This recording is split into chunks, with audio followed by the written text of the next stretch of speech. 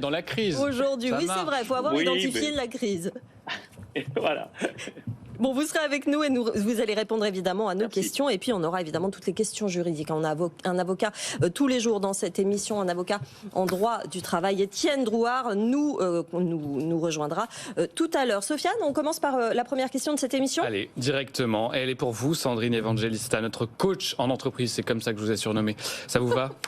Oui, on vous peut n'allez dire pas ça. tous râler les experts avec votre dénomination aujourd'hui, parce que ça va démarrer de l'humain en tout cas. Plus large que coach, mais ok. Humain, et cette fois, une femme. J'ai une entreprise de 15 salariés, je n'arrive pas à manager, à me faire respecter par 2 de mes collaborateurs. Comment faire? On imagine que ça peut compliquer les relations avec les autres collaborateurs quand on a du mal à avoir autorité sur 2 des siens. Sandrine. Effectivement, c'est le sujet. C'est-à-dire qu'on crée une forme d'exemplarité ou de non-exemplarité. Et du coup, je pense qu'on a du mal, en tant que chef d'entreprise, souvent à se faire accompagner. Et on ne sait pas comment se faire accompagner. Donc, il y a plusieurs façons de se faire accompagner sur une situation comme ça. Soit on se fait former, et pour moi, la formation, c'est comme une recette de cuisine. Vous prenez un livre, on vous donne des bonnes pratiques. D'accord ? Donc, ça répond à plein de questions, mais peut-être à 5% de votre problématique à vous.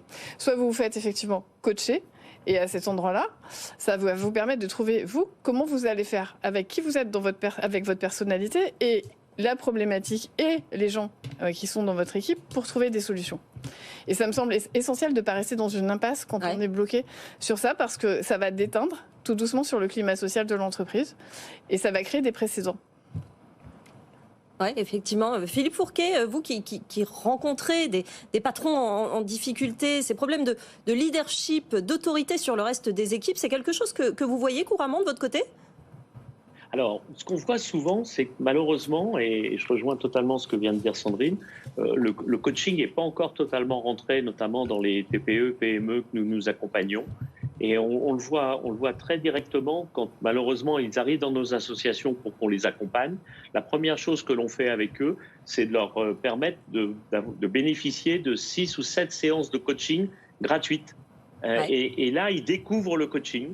Et là, il se rend compte de la puissance de ce coaching par rapport à mieux comprendre sa personnalité, mieux apprécier ce qui s'est passé dans la situation dans laquelle ils étaient et bien sûr mieux agir sur son environnement. Moi, j'ai une petite... Donc effectivement, oui, continuez. C'est vraiment quelque chose qui est pas suffisamment entré dans les mœurs des patrons de TPE, de PME que nous pouvons accompagner. Et oui, c'est ça exactement. C'était la question que j'allais vous poser, Sandrine. Est-ce que c'est pas une question de taille d'entreprise et de finalement un patron de TPE, PME qui fait un peu plus tout que dans un grand groupe? Est-ce qu'il a ce réflexe facilement de se faire aider? Il y en a qui ont ce réflexe. Et alors, c'est pas pour créer de la polémique, mais il y a 80% de femmes. Qui se font aider, vous voulez dire? Et donc elles ont ce réflexe, elles. En fait, ce qui est rigolo, parce que ça fait maintenant 16 ans que j'observe ça, c'est que les femmes se font aider en amont. Dès qu'elles rencontrent une difficulté ou qu'elles se sentent en difficulté, les hommes se prennent un mur et ensuite se disent « Ah tiens, il y avait un mur, peut-être qu'il faudrait que je vois comment je règle le problème. Ouais. » Et c'est quand même beaucoup plus efficace quand on n'est pas au pied du mur pour régler un problème que quand on est directement dans le mur. Les deux fonctionnent. C'est pas valable que pour la vie en entreprise. Hein. Non, mais c'est un constat. Et donc effectivement. Mais par contre, nous, on accompagne vraiment toute taille d'entreprise, de la TPE en passant par la start-up jusqu'à la multinationale. Donc non, il y a vraiment toutes les tailles. Aujourd'hui, c'est plus un mindset de personnes. C'est très intéressant, ces 80% de femmes qui se font aider. Question suivante, Sofiane Aclous. Question pour Jean-Charles Varlet, notre spécialiste freelance. Va pas falloir se prendre le mur cette fois. J'ai des problèmes de recrutement sur les postes technologie de mon entreprise. Est-ce pareil pour tout le monde ou est-ce que c'est juste notre personne qui a un problème totalement isolé? Alors, c'est vrai que sur la partie technologique, on a affaire à un phénomène de guerre des talents. C'est-à-dire que vous avez une tension sur des métiers pénuriques, qui sont les métiers qui appartiennent au secteur technologique. Donc, une entreprise qui fait face à des problèmes de recrutement, on va déjà commencer par regarder un petit peu la situation. Est-ce qu'elle fait appel à une équipe interne de talent acquisition? Est-ce qu'elle fait appel à un cabinet externe, un chasseur spécialisé? Ou est-ce qu'elle fait appel à finalement une plateforme de freelance pour des besoins ponctuels, d'expertise de pointe, etc. Donc il faut d'abord être au clair sur les objectifs qu'on souhaite atteindre afin de voir quels moyens on met en place pour mener ces recrutements. Il y a des tendances, effectivement, dans le fait de faire appel à l'un ou à l'autre, dans ce que vous observez, Jean-Charles? Nous, ce qu'on observe, c'est que les bons partent en freelance. Les experts tendent de plus en plus à se mettre en indépendant. C'est la tendance de fond qu'on observe. Ouais. C'est pour ça que chez Crème de la Crème, on accompagne de plus en plus d'entreprises. Et donc, les entreprises qui ont du mal à recruter en CDI des profils sur la partie technologique regardent désormais de près le statut freelance dans lequel elles trouvent davantage de talents qui sont à même de les rejoindre. Sandrine? Ça rejoint les questions de leadership aussi parce que je crois qu'on est dans un moment de crise et en même temps d'opportunité. C'est-à-dire qu'on voit bien que le monde du travail il est en train de bouger pour des questions de sens et plein d'autres choses. Et derrière tout ce que tu dis, Jean-Charles, il y a cette notion aussi de marque employeur, c'est-à-dire comment je crée un espace où les gens ont envie de venir. Et peut-être que venir, c'est aussi pour moi créer des écosystèmes et des communautés et pas forcément toujours que des salariés. Et ça, les entreprises ont encore du mal à envisager que le monde du travail, c'est comme des écosystèmes avec différents cercles. Et donc avec des contrats de travail potentiellement différents, mais ça peut être des équipes, même si c'est pas, même si tu as des salariés avec des freelances, etc., et que c'est un travail de marque employeur au final et de réflexion sur la stratégie. Jean-Charles? Je confirme. Le sujet de la marque employeur, il est crucial dans un phénomène de tension sur le marché. On n'attire plus simplement avec le nom de son entreprise ou de sa grande entreprise. On attire par tout un tas d'autres aspects qui sont dans la marque employeur. Le projet, la capacité d'évolution, la culture d'entreprise, la vision des fondateurs, son impact sur l'environnement. Est-ce que vous avez une politique télétravail à jour ?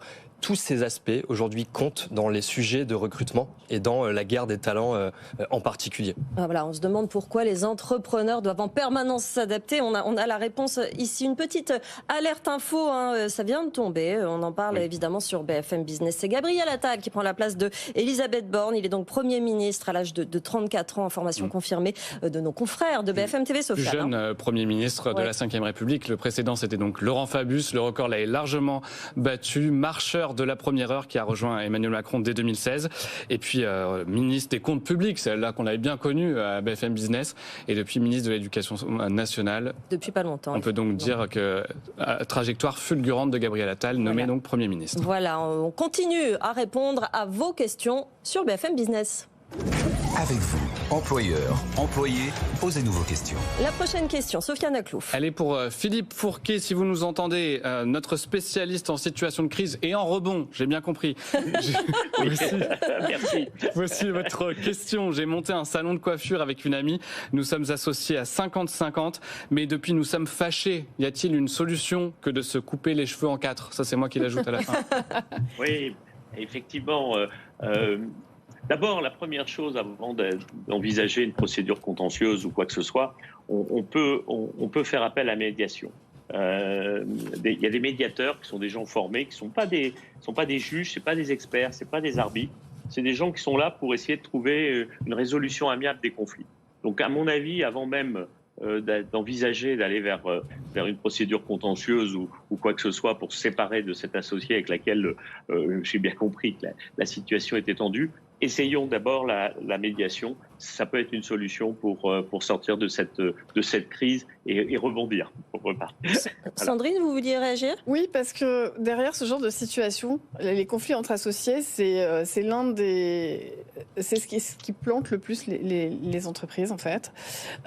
Et il y a une notion qu'on appelle la dette émotionnelle, qui fait que si on n'a pas réglé cette dimension humaine, alors la négociation, quelle que soit la négociation, elle va prendre une tournure qui va être vraiment différente si on met à plat en amont l'humain.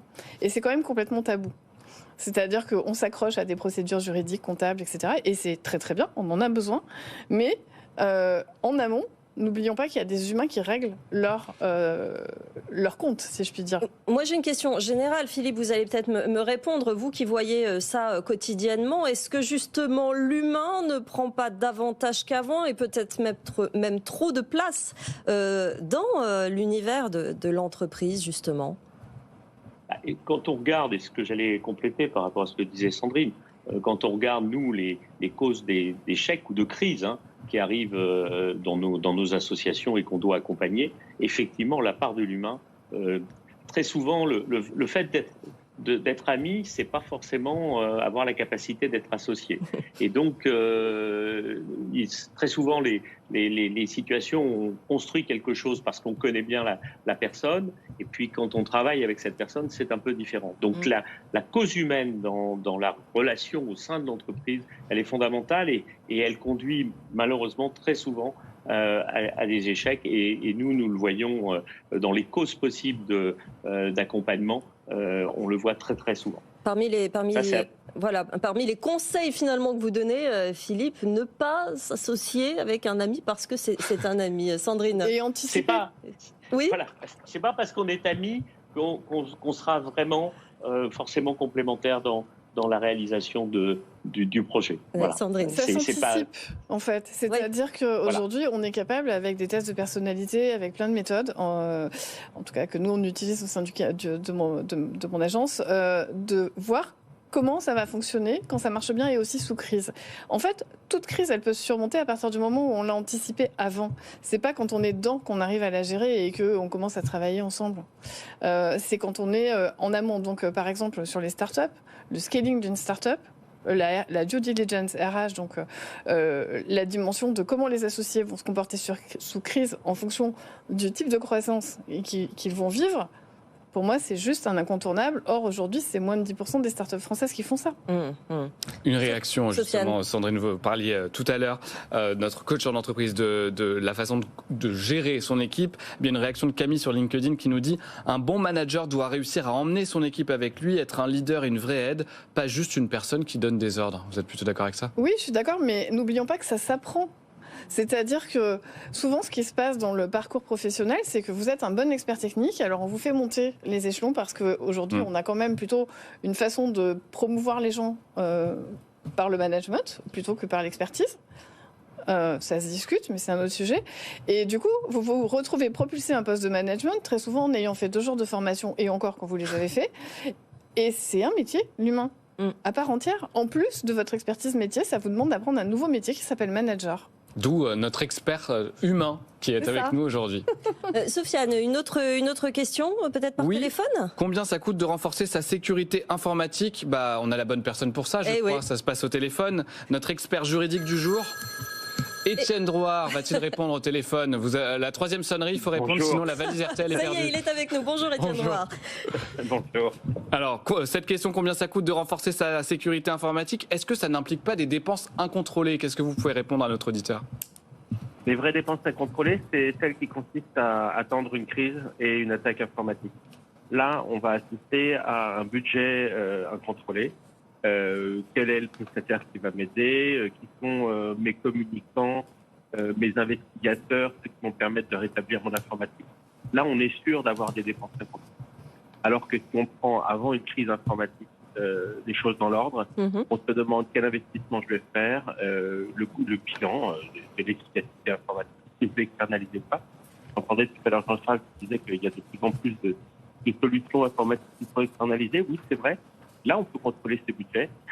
Et si on n'a pas suivi d'attaque jusqu'à 2023, il ne faut pas attendre d'en avoir une en 2024. Donc, pour que ça coûte moins cher et que ce soit contrôlé, il faut faire ces dépenses en amont, sans attendre que les pirates viennent vous coller un logiciel qui crypte tous vos systèmes et qui vous bloque. Alors, moi, j'ai une question très naïve, Étienne Drouard. Comment est-ce qu'un pirate procède, finalement, pour voler les données de mon entreprise, ne m'y connaissant pas très bien ?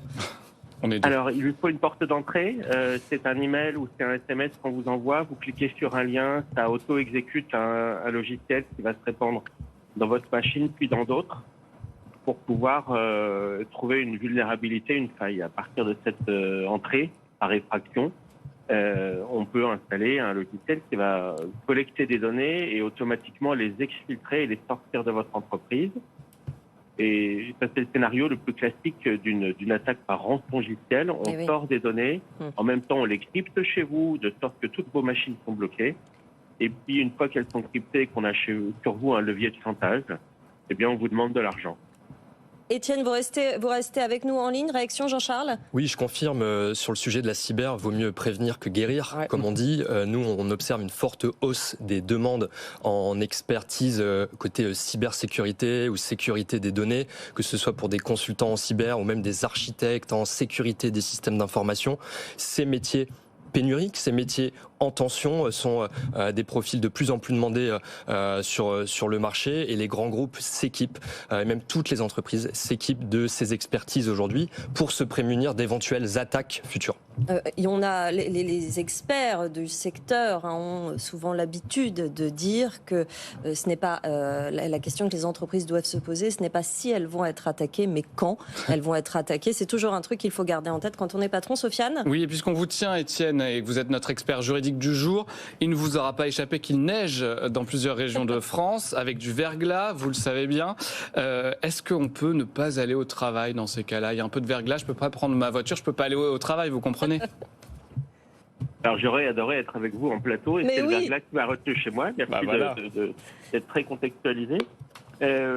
Oui, s'il y a une impossibilité, vous devez absolument prévenir votre employeur et justifier de l'impossibilité, soit de prendre des transports en commun, soit du danger qui consiste à prendre votre véhicule.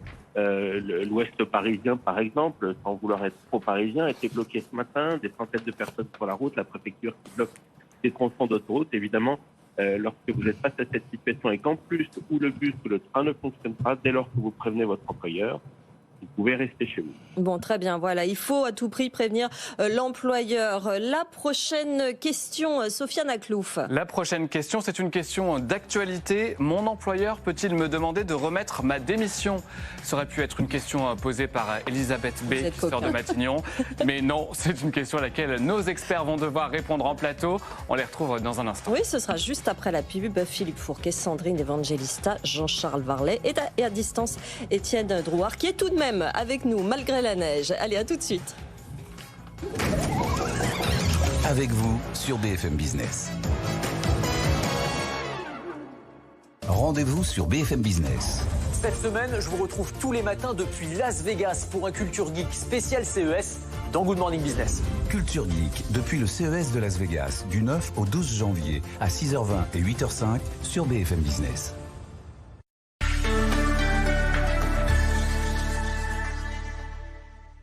Des millions d'enfants sont en ce moment même terrorisés par les guerres, terrassés par les maladies ou victimes du changement climatique. Depuis que je suis maman, je ressens encore plus la peur qui accable ces enfants et la détresse de leurs parents désemparés. Nous pouvons les aider. Donner 10 € chaque mois, c'est permettre à l'UNICEF de réagir immédiatement, jour après jour, pour sauver chaque enfant. Agissez maintenant au 0801 903 904 ou sur unicef.fr/TV. Merci pour chaque enfant. Vous êtes plombier, patron d'un restaurant, coiffeur ou garagiste. Votre vie va changer. Vous rêviez de promouvoir vos produits et vos services, mais vous ne saviez pas comment vous y prendre. Aujourd'hui, faire sa pub à la télé n'a jamais été aussi facile. Vous choisissez votre zone de diffusion, vous définissez votre budget et le tour est joué. Il ne vous reste plus qu'à diffuser votre vidéo publicitaire sur BFM Grand Lille. Enfin une solution ultra simple pour faire connaître votre activité près de chez vous.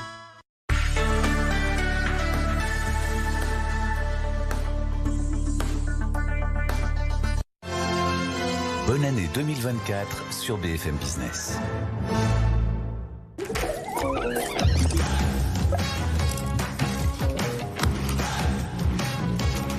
BFM Business, avec vous, les réponses à toutes vos questions dans l'entreprise.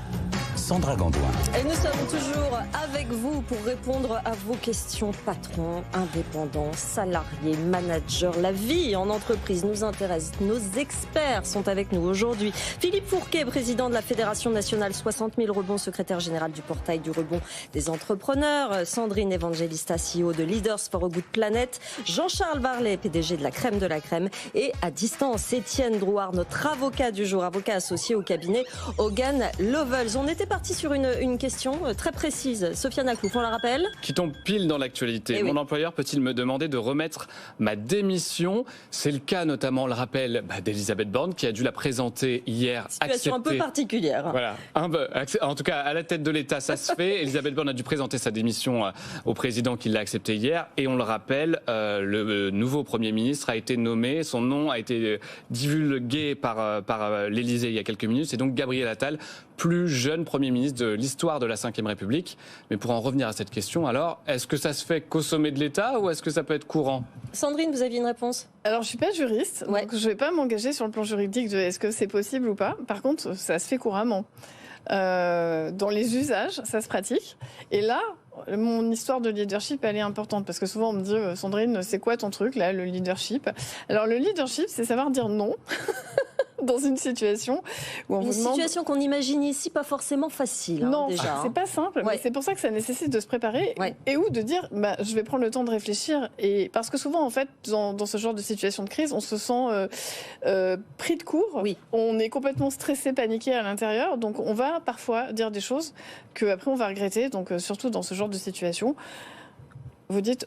Ok, je le note, je me pose, je vais y réfléchir et je vais voir un avocat pour savoir quels sont mes droits. Mais justement, vous nous dites que vous n'êtes pas juriste, on va peut-être demander à notre juriste. Si en régie, on peut rappeler Étienne Rouard. Il est avec nous, a priori. On va lui reposer la question. Vous êtes là, vous nous entendez? Oui, alors on doit démissionner si on veut démissionner, mais on ne peut pas être démissionné, à part lorsqu'on est Premier ministre ou ministre. Et donc c'est une décision du salarié, la démission, qui fait que le licenciement, la fin du contrat de travail sera sans indemnisation ni même sans droit à chômage de la part de la personne qui démissionne. Donc ça doit être une décision individuelle. Il ne s'agit pas de la prendre sous pression. On ne peut pas être démissionné. La démission est un acte volontaire. L'intermédiaire, lorsque deux parties sont d'accord, sont un consentement mutuel sur l'arrêt du contrat de travail. Et puis enfin, lorsque c'est l'employeur qui décide tout seul, là, c'est le licenciement. La démission est une décision du salarié. On ne peut pas être démissionné. J'aime beaucoup cette expression. Effectivement, c'est très bien dit, Sofiane. C'est rassurant. Et justement, le cas quasiment inverse, est-ce que mon employeur peut me refuser ma démission? Je vous pose la question parce que là aussi c'est d'actualité. Il y avait notamment la démission de Sylvie Retailleau, la ministre de l'Enseignement supérieur, qui l'a déposée. Et puis Emmanuel Macron a dit non, je refuse votre démission. Ça aussi, c'est un caractère exceptionnel, une pratique de la Ve République au sommet de l'État qui ne se fait pas en réalité dans le monde du travail? Oui, c'est attaché à nouveau aux fonctions gouvernementales de ministre ou de secrétaire d'État, mais dans l'entreprise, vous prenez cette décision de démissionner, elle est unilatérale et l'employeur doit en prendre acte. Il peut vous faire effectuer la totalité de votre préavis. Il peut même obtenir une indemnisation s'il arrive à prouver que votre démission sans effectuer votre préavis lui cause un grand préjudice. Mais votre décision vous appartient et elle fait partie de la liberté individuelle qui consiste à dire je m'arrête, j'ai la liberté d'aller et venir de mon corps et de mes pensées et donc je démissionne. Merci beaucoup, Étienne. Une question, on a des réactions sur les réseaux sociaux. Je vous rappelle juste qu'on a notre question du jour. On découvrira les résultats à la fin. Vous pouvez encore voter sur tous nos réseaux sociaux de l'émission. La question est After Work, pot entre collègues, galette des rois. Arrivez-vous à tenir le Dry January? On peut le dire, Sandra, vous m'avez répondu que non. Oui, moi j'assume totalement que j'ai répondu que non, mais enfin ça n'engage que moi. Une autre question sur les réseaux sociaux, ou la prochaine question en tout cas. Oui, pour Philippe Fourquet, notre spécialiste en situation de crise et de rebond, on l'aura compris. La relation avec mon banquier s'est tendue car mon entreprise rencontre des difficultés financières. À qui puis-je m'adresser? Est-ce que vous avez une réponse? Philippe. Oui, effectivement, il faut avoir un recours à la connexion. Philippe, on est en train de vous perdre, on ne vous entend pas très bien. On va rétablir la connexion si vous voulez bien. On va poser peut-être une autre question sur notre plateau, Sofiane. Oui, une question qui nous vient par mail directement à l'adresse avec vous @bfmbusiness.fr. Ma société a un service extérieur pour les salariés. Cette société a fait des erreurs sur les calculs des heures supplémentaires et le calcul des jours de congé. Le service RH dit qu'il ne rembourse pas. Que faire? J'ai 25 ans d'ancienneté et cela va influencer ma retraite. Qui de vous deux veut répondre à cette question? Alors moi, je ne sais pas répondre sur la dimension technique, mais par contre, effectivement, là, on voit bien que de nouveau, on est dans cette posture de comment je me positionne dans une négociation. Oui. Vous avez déjà eu ce type de cas? Vous avez rencontré ce type de cas? Oui, parce qu'en fait, l'accompagnement, le coaching, c'est les moments où on a besoin de se positionner en se demandant qu'est-ce qui est la meilleure chose à faire pour nous, mais aussi pour toutes les parties prenantes. Moi, je crois beaucoup aux gagnants-gagnants et pas au rapport de force. Et quand on est dans des situations où finalement on pointe un peu du doigt l'employeur comme le méchant, d'accord, je pense qu'en fait ça biaise tout de suite la négociation. Parfois effectivement c'est fait sciemment et il y a des vrais il y a des vrais sous-jacents qui sont pas complètement propres, mais il y a, je pense, à partir du principe qu'on n'est pas victime du truc, mais qu'on peut avoir sa place et qu'on a pleinement la possibilité de prendre sa place dans une négociation. Dans une entreprise. On rappelle simplement à notre auditeur qui peut envoyer sa vidéo complétée, évidemment par mail, envoyer une vidéo avec le QR code et donc nous donner tous les détails. Et puis évidemment, tous nos experts sont là tous les jours et peuvent lui répondre un autre jour puisque la libre antenne est ouverte 24 heures sur 24. On a retrouvé Philippe Fourquet. On repose cette question effectivement sur la relation avec le banquier Sofiane. Et oui, parce qu'elle s'est tendue car mon entreprise rencontre des difficultés financières. À qui puis-je m'adresser? Est-ce que vous pouvez nous aider? Philippe. Oui, vous m'entendez bien? Oui, c'est bon, on vous entend bien. Oui. Donc effectivement, la solution dans une situation comme celle-là, c'est de s'adresser directement à la médiation du crédit. La médiation du crédit est vraiment là pour pouvoir, le médiateur du crédit est vraiment là pour permettre de régler tous les différends qui peuvent exister entre une entreprise et son banquier. Et à ce titre, je me permets de rappeler que vous savez que l'étalement des PGE vient d'être autorisé et peut être autorisé jusqu'en 2026. Donc, ce qui peut donner aussi pour les entreprises et les entrepreneurs une bouffée d'oxygène si les résultats ne sont pas au rendez-vous pour pouvoir rembourser le PGE.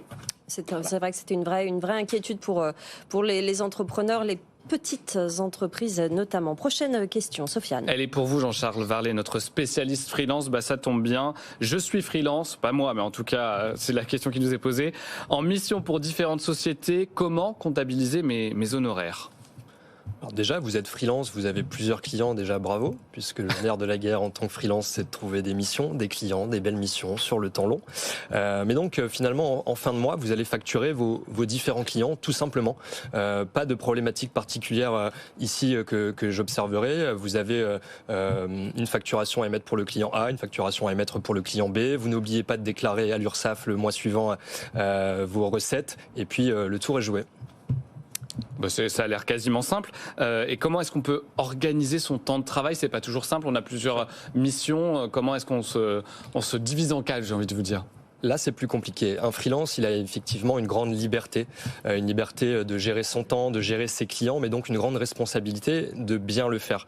Et donc, nous, une soft skills importante qu'on observe lorsqu'il s'agit des freelances, c'est de bien savoir gérer son temps, mieux s'organiser pour mieux travailler, pour mieux collaborer, pour mieux délivrer auprès de son client et également aussi pour faire un bon split entre la vie perso, la vie pro, l'organisation du temps, c'est ce que vous avez entre les deux. Et donc, c'est une composante importante de la vie des freelances. Sandrine. Oui, c'est une composante essentielle que je traduirais par efficacité et productivité personnelle et professionnelle. Parce que ça nécessite de se poser la question de, finalement, qu'est-ce qu'on attend de moi ? Et donc, comment je me positionne pour donner des résultats qu'on attend de moi. Et c'est bien au-delà de simplement un contrat de travail ou un nombre d'heures. C'est aussi une dimension qualitative et aussi comprendre quel est notre talent spécifique et notre valeur ajoutée spécifique par rapport à d'autres. Parce qu'aujourd'hui, on a quand même un marché des freelances qui est ultra saturé, avec des métiers en tension, puis à côté... des freelances qui ne sont pas sur des métiers en tension. Et donc, à un moment donné, c'est quoi mon élément différenciateur et mon unicité, ma singularité? Et donc, comment je le structure? Et du coup, comment j'en fais plusieurs casquettes éventuellement? Mais il faut bien l'identifier. J'ai des clients qui me disent que j'ai inventé le modèle de boule à facettes. Vous continuez à nous poser vos questions sur BFM Business. Avec vous, employeurs, employés, posez-nous vos questions. Nouvelle question, Sofiane Aklouf. Oui, elle est encore pour vous, Sandrine Evangelista, parce que vous êtes notre experte en humain ou en coach, en entreprise en tout cas.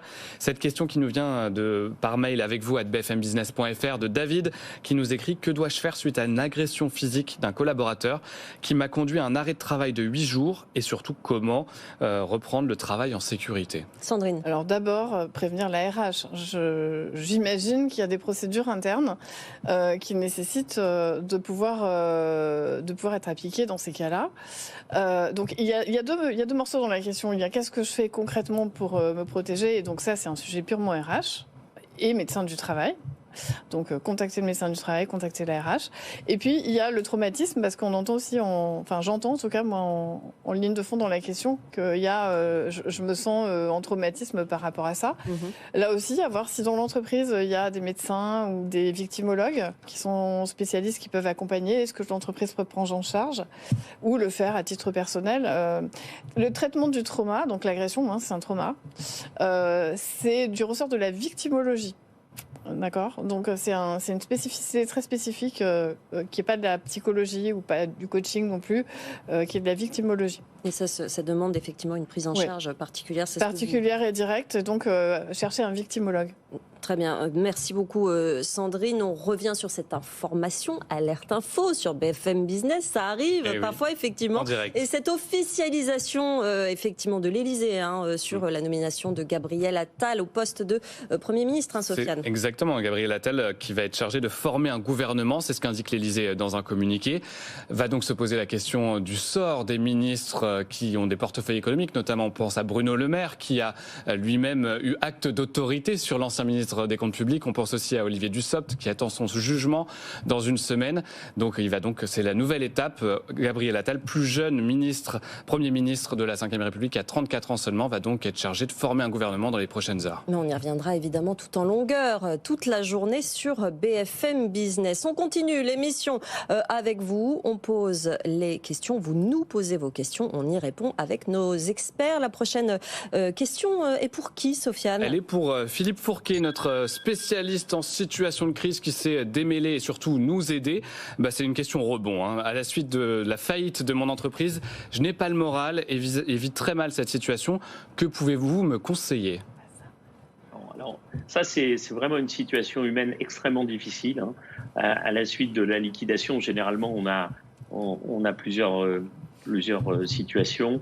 On a une perte de confiance en soi, une perte d'estime de soi extrêmement forte. Et en plus, on a tout fait préalablement à la liquidation pour essayer de sauver l'entreprise. Donc en plus, on est en épuisement physique. On s'est battu, on a donné toutes ses forces dans la bataille, si je puis dire, et on est vraiment bon. Donc là, il existe plusieurs possibilités. Soit, effectivement, vous pouvez appeler une association qui s'appelle APESA. Cette association est spécialisée avec des psychologues, parce que là, on joue sur des sujets extrêmement sensibles, notamment pour des personnes qui auraient des idées noires, comme on dit. Donc cette association est vraiment adaptée pour vous prendre en charge bénévolement avec des psychologues pour vous aider à retrouver le moral, si je puis dire. Après, si vous n'êtes pas dans une situation d'extrême dépression, si je puis dire, mais simplement un grand coup de fatigue, de burn-out et autres, vous pouvez par le portail du rebond. Il y a une association au sein du portail du rebond qui s'appelle Amarok, qui également est composée de spécialistes de santé au travail et qui peut vous aider aussi à retrouver de l'énergie et à repartir dans une bonne direction. On a bien noté association APESA et l'association Amarok. Sandrine. Pour compléter ce que dit Philippe, donc il y a une dimension de prise en charge physiologique, physique et psychologique. Et ensuite, le travail de deuil commence. Nous, et j'ai la conviction profonde que le coaching est vraiment l'outil qui est important à cet endroit-là, parce que, on va travailler sur le deuil, mais surtout, on va construire le prochain projet professionnel. Exactement, oui, c'est ça. Et il faut rebâtir la confiance. Et il faut repartir sur finalement quelles compétences j'ai, parce qu'on en a douté à un moment donné, parce qu'on se retrouve dans une situation d'échec, et que si on n'a pas fait ce travail de recul sur son propre échec, alors quand on repart ensuite pour l'aventure d'après, on n'est pas dans la bonne énergie. Donc souvent, en fait, ce qui se passe, c'est que ceux qui font pas ce travail se retrouvent à enchaîner plusieurs échecs avant de finalement se dire il faut que je me fasse accompagner. On n'est pas l'entrepreneur d'une seule aventure, d'une seule entreprise. Philippe Fourquet, vous vouliez réagir? Oui, je voulais compléter tout à fait dans le même sens de ce que dit Sandrine, c'est que lors de ces séances de coaching, quand ils arrivent dans nos associations, on va les aider à comprendre ce qui s'est passé, à prendre uniquement leur part de responsabilité dans ce qui s'est passé, parce que parfois on a des postures soit les entrepreneurs qui arrivent sont soit dans des postures de déni, où ils disent c'est de la faute de la terre entière ce qui m'est arrivé, ou au contraire dans des postures de culpabilité extrême, en prenant toute la responsabilité de l'échec sur leurs épaules.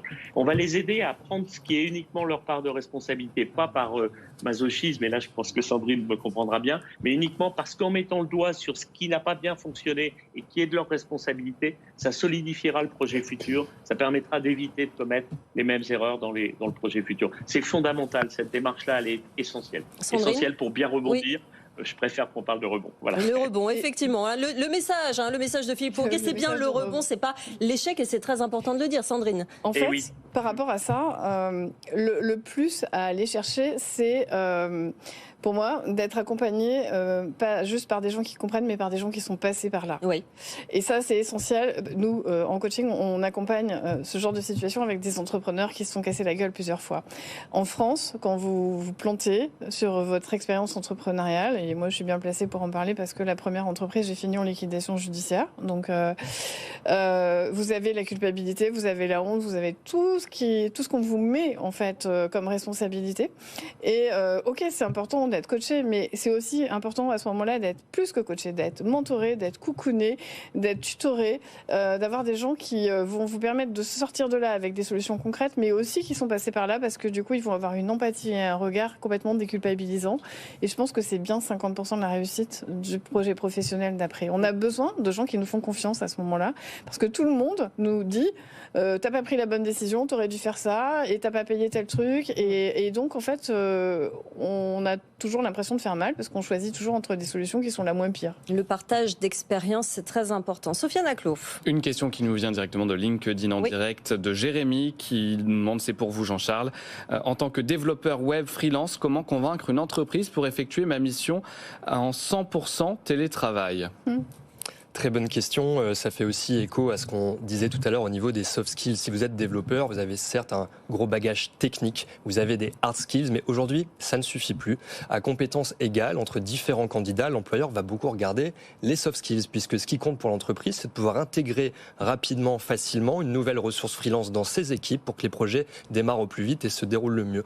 Donc le candidat qui souhaite négocier quelque part la possibilité d'effectuer son job en télétravail, sa mission en télétravail, il va, je pense, insister sur sa capacité d'autonomie, sa capacité à collaborer à distance avec les équipes, sa capacité d'aisance, le relationnel avec les différentes équipes pour prouver son autonomie quelque part et pouvoir effectuer sa mission en télétravail. Sandrine ? Le sujet de fond, c'est comment moi, en tant que freelance, je représente une marque.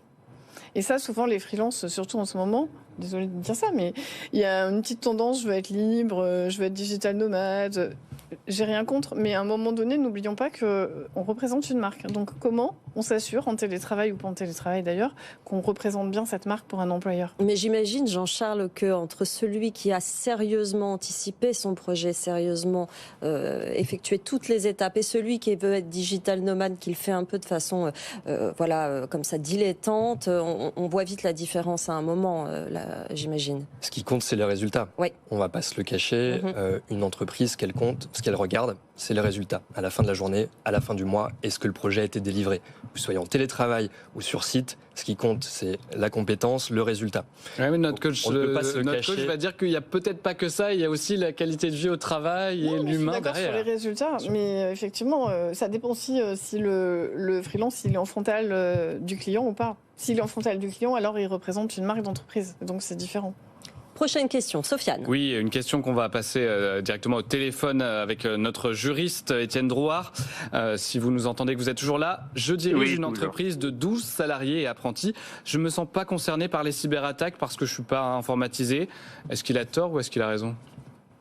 Alors on est forcément informatisé, qu'on le veuille ou non, puisqu'on ne calcule pas ses fiches de paye avec un crayon de papier et une gomme. On ne reçoit pas des commandes d'un client seulement par téléphone, et d'ailleurs le téléphone c'est déjà de l'informatique. Donc quand on se pense à l'abri parce qu'il n'y a rien à voler chez soi, votre niveau d'informatique, c'est au moins la paye de vos salariés, votre messagerie électronique et votre téléphonie. Et donc même une entreprise très peu informatisée peut se retrouver bloquée si c'est non concernée par les enjeux de sécurité. C'est pas parce qu'on est petit qu'on ne souffrira pas d'un blocage. Au contraire, c'est 8 entreprises sur 10 de moins de 15 salariés qui subissent une attaque informatique ne s'en relèvent pas. Oui, je disais que les attaques de logiciels malveillants concernent 2/3 des entreprises en 2022. Ça paraît complètement énorme. On n'a pas l'impression dans une entreprise qu'on a 2 chances sur 3 d'être attaqué informatiquement par an. Mais toutes les attaques ne sont pas mortelles, mais elles existent dans cette proportion. Et ça peut être quelques jours sans messagerie, ça peut être quelques jours sans un logiciel comptable. Ouais. Les attaques en fin de mois, à 3 ou 4 jours de sortir la paye, par exemple, c'est un vrai gros problème, quelle que soit la taille de l'entreprise. Philippe Fourquet, vous avez ce genre de cas de figure évidemment, on est à la fin du processus de l'entreprise, mais est-ce que certains découlent d'une situation comme celle-là, par exemple, d'une attaque informatique? Est-ce que vous le voyez régulièrement? Non, pas régulièrement. Honnêtement, assez peu de cas. Les situations sont plutôt liées, comme on l'a dit tout à l'heure, soit à des relations entre associés compliquées, soit bien sûr à une activité qui elle-même subit un contexte économique compliqué qui entraîne une baisse de chiffre d'affaires et un certain nombre de difficultés, ou une absence de suivi de la trésorerie. Souvent, les projets qui malheureusement vont dans le mur parce que le dirigeant a plutôt regardé chiffre d'affaires, mais pas assez de trésorerie. Mais pas de conséquences liées, pour répondre à votre question, à des cyberattaques dans les entreprises. Peut-être pas encore, mais ça pourrait peut-être arriver. Oui, effectivement, il y aura un effet retardement, mais effectivement, il se pourrait que ce chiffre grossisse, effectivement. Il nous reste 3 minutes. Est-ce qu'on a encore quelques questions, on va peut-être aller à la question du jour que vous voyez s'afficher si vous êtes côté télévision, puisque on attend la réponse. Je vous le raconte depuis le début de l'émission. Il faut quand même vous le donner à un moment donné. Les résultats sont très intéressants sur cette question. Arrivez-vous à tenir le Dry January? Je l'ai bien dit, là, ça va? Oui, là, Dry January, c'est bon. Là, en même temps, ça fait 24 heures que vous vous entraînez. On va pas se le cacher. C'est vrai. Je m'entraîne au bureau. Moi, j'aimerais bien connaître la réponse de nos experts. Jean-Charles. Alors nous, ça sera réponse tout à l'heure à 16h, puisqu'on m'attend là pour la galette chez Crème de la Crème. Donc on verra si faire un sondage. Le dry est tenu ou non. Sandrine. Moi, comme toi, Sandra, j'assume pas du tout. Donc non, c'est un non. Philippe Fourquet, est-ce qu'on tient le Dry January? Oui, on essaye de le tenir, pas toujours facile. Pas toujours facile, effectivement. Et alors, les réponses de nos auditeurs, téléspectateurs à cette réaction-là, parce que finalement, il y a quasiment un clivage générationnel. C'est assez drôle. Selon les réseaux sociaux sur lesquels on a posté la question, les réponses sont pas tout à fait les mêmes. Regardez LinkedIn, par exemple. On apprend que 36% disent oui, j'arrive à le tenir. 64%, donc quasiment 2/3, n'y arrivent pas. Donc ça, c'est sur LinkedIn. On a récolté quasiment 1000 votes. D'ailleurs, merci pour cette première question du jour, d'être aussi nombreux à nous répondre. Et puis, sur les autres réseaux sociaux comme Instagram, un peu plus jeune en tout cas pour les participants, là, il y a moins de difficultés à tenir le Dry January, visiblement. Le jeune est impliqué. Oui, le jeune à 70% sur Insta nous dit que oui, il arrive à le tenir et qu'il n'y a pas de problème. Donc, comme quoi, il y a peut-être n'en tenez aucune conclusion, ne tirez aucune conclusion de ces chiffres sur nos âges ou quoi que ce soit d'autre. C'était donc la question du jour. De quoi on parlera? Est-ce qu'on a une autre question ou est-ce qu'on parle de ce qu'on a demain? On a une nouvelle question. Je salue juste Christine sur YouTube qui nous écrit: bonne année, bonne santé, meilleurs vœux à vous tous.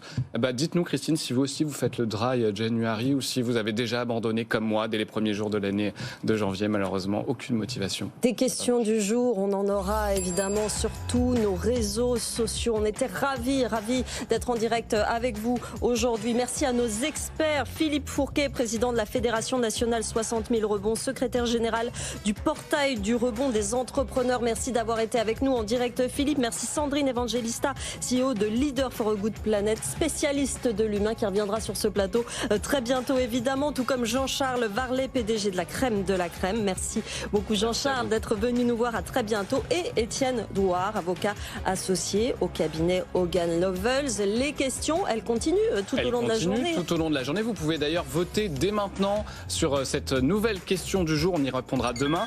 Prolongation des PGE jusqu'en 2026, c'est ce qui a fait l'actualité de la semaine.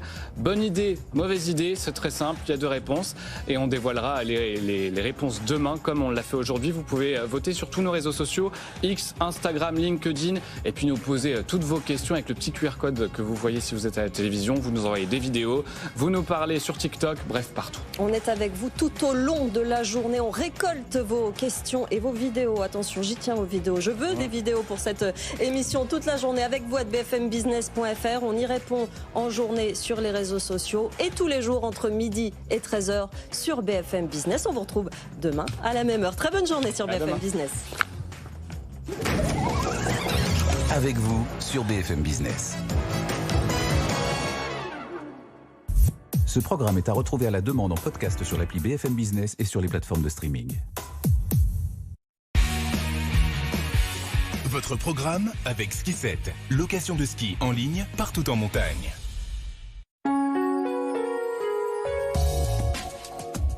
Bonjour à tous, soyez extrêmement prudents si vous devez prendre la route. Des chutes de neige se sont invitées un peu par surprise. Alors c'est vrai qu'il en était prévu en direction de l'Île-de-France, mais les quantités sont un peu plus importantes que ce qui était prévu, entre 2 et 3 cm. Conditions de circulation très difficiles en direction du bassin parisien, notamment sur les Yvelines, l'Essonne. Vigilance orange, prudence aussi en direction de la Normandie parce que là aussi les températures sont négatives et il neige. Cette neige tient au sol, donc en raison de ces températures négatives, on va retrouver donc ces chutes de neige pour ce matin, notamment en direction de la Normandie. Le soleil s'impose le long des frontières du nord-est, soleil aussi dans le sud-ouest, quelques brouillards givrants, notamment le long de la Garonne. Attention également à ce qui va se passer sur la partie est, sud-est du pays, à l'est de la vallée du Rhône, avec pourquoi pas des chutes de neige dès les premières hauteurs, notamment sur les Préalpes, des chutes de neige parfois assez importantes. Et donc, soyez prudents. Moins de neige pour cet après-midi sur la Normandie. Peu à peu, les conditions météo devraient redevenir plus calmes. Soleil dans le sud-ouest, pas de changement le long des frontières du nord-est avec des conditions ensoleillées, températures fortement négatives pour ce matin, -7 à Aurillac, -3 à Paris, -2 à Cherbourg, -4 à Nantes, 0 pour Marseille, 8 pour Nice et pour cet après-midi, température comprise entre -1 à Lille et jusqu'à 14 pour Ajaccio. Événement sur BFM Business. François Sorel. Et retrouvez-nous tout au long de cette semaine ici au CES de Las Vegas, le plus grand salon dédié aux nouvelles technologies, avec toute la rédaction tech de BFM Business, mais aussi la plateforme Tech & Co. Bien sûr, on va parler d'intelligence artificielle, de robotique, de e-santé. Tous les thèmes technologiques du moment seront à vivre dans les différentes émissions que nous vous proposerons tout au long de cette semaine. Toutes vos émissions tech depuis le CES de Las Vegas, toute la semaine sur BFM Business et Tech & Co. BFM Business, Emmanuel Le Chypre. Toute l'équipe de la librairie de l'Écho vous souhaite de très belles fêtes de fin d'année. Profitez de ce moment de répit pour lire, pour rattraper votre retard. Parce que, je vous préviens, de très belles choses, de très beaux livres vous attendent pour 2024 sur tous les thèmes qui vont faire l'actualité, sur l'écologie, sur l'intelligence artificielle, sur les finances publiques. Beaucoup de choses à lire, donc profitez-en. Et encore une fois, très belle fête de fin d'année à tous. Bonne année 2024 sur BFM Business.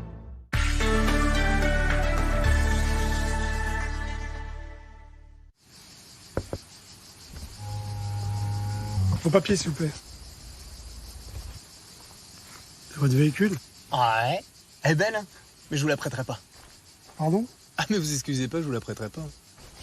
Oh, bonne journée. Le style est enfin accessible, mais n'en faites pas trop quand même. Citroën C3 est à partir de 89 € par mois, avec 4 ans de garantie et assistance offerte. Portes ouvertes ce week-end. Merci! Hey, les employés de bureau, vous pensez que vous êtes vraiment des rockstars? T'es une rockstar, c'est toi la rockstar. Sérieux, arrêtez d'appeler vos collègues des rockstars. C'est génial d'utiliser Workday pour transformer votre business, mais ça fait pas de vous des rockstars. À moins de travailler avec une vraie rockstar. Eh, moi c'est Oswald. Hello, Oswald. Pam, tu es une rockstar. J'allais pas le dire.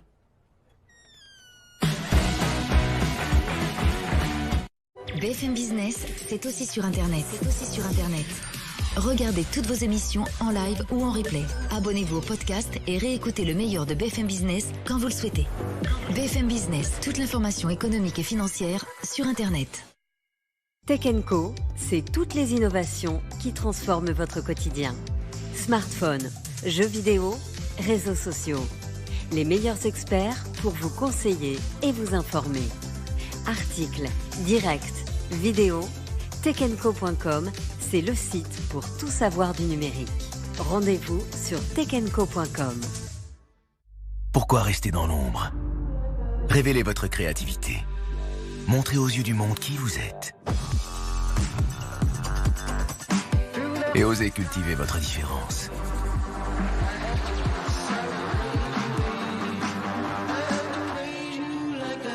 L'audace n'est pas une option. Nouveau Toyota CHR. Chaque expression compte. Portes ouvertes ce week-end.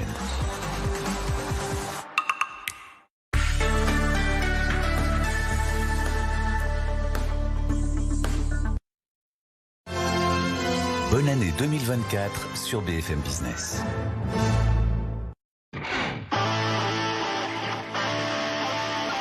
Débat et controverse sur BFM Business. Nicolas Dose accueille les experts. Bonjour et bienvenue à l'actualité économique du jour. On va jeter un œil sur les vœux de Bruno Le Maire hier. Alors moi j'avais retenu principalement le plus dur est devant nous. Sous-entendu, il faut trouver les milliards d'euros d'économies, de vraies économies, sans monter les impôts. Et puis vous savez qu'il ne cesse de répéter depuis la fin de l'été que si on veut le plein emploi, le modèle social d'aujourd'hui, il faut le changer. Voilà. Et Olivier Dussopt, petit à petit, égrène les quelques petites pistes qui permettraient de le modifier, notamment concernant l'assurance chômage. Mais il n'a pas dit que ça. Et je vais donner la parole à un de mes invités pour aller expertiser l'essentiel des propos de celui qui, a priori, restera ministre de l'économie, en tout cas aux dernières nouvelles. Justement, c'est le remaniement. Alors si M. Attal, comme ça semble être le cas, est confirmé à Matignon, qu'est-ce qu'en pensent les profs? J'ai un prof autour de cette table, il me dira son avis, et puis du coup, quel programme économique pour les 3 années qui restent, avec une majorité toujours inexistante à l'Assemblée nationale. On parlera d'immobilier, de location, de construction, ça commence pas bien 2024. Alors que faire? Un de mes invités est venu ce matin avec une nouvelle loi économique en matière de logement. J'ai hâte de savoir de quoi il s'agit. Je vous soumettrai également le jeu des 7 incertitudes 2024. Je me suis imaginé qu'est-ce qui va compter cette année en économie. Allez, j'ai trouvé 7 pistes. Donc voilà, on verra ce qu'en pensent mes invités. Puis c'est déjà pas mal comme programme. Parce qu'on a plein de petites choses pour terminer l'émission s'il nous reste un peu de temps. C'est parti. Bonjour Ronan Le Moal. Bonjour. Bienvenue, vous êtes fondateur d'Épopée Gestion, fonds d'investissement régional. Gilles Raveau, bonjour. Bonjour Monsieur Dose. Maître de conférence à l'Institut d'études européennes